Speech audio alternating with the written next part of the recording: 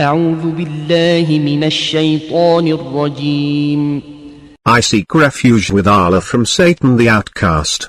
يا أيها الناس قد جاءتكم موعظة من ربكم وشفاء لما في الصدور وهدى ورحمة للمؤمنين.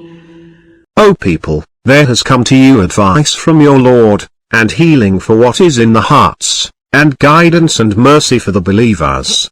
قل بفضل الله وبرحمته فبذلك فليفرحوا هو خير مما يجمعون.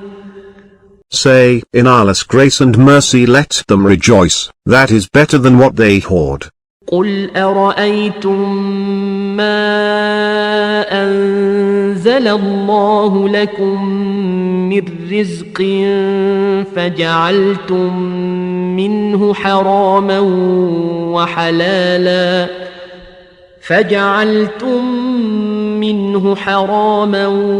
وحلالا قل الله أذن لكم أم على الله تفترون. Say, have you considered the sustenance Allah has sent down for you, some of which you made unlawful, and some lawful? Say, did Allah give you permission, or do you fabricate lies and attribute them to Allah? وما ظن الذين يفترون على الله الكذب يوم القيامة إن الله لذو فضل على الناس ولكن أكثرهم لا يشكرون.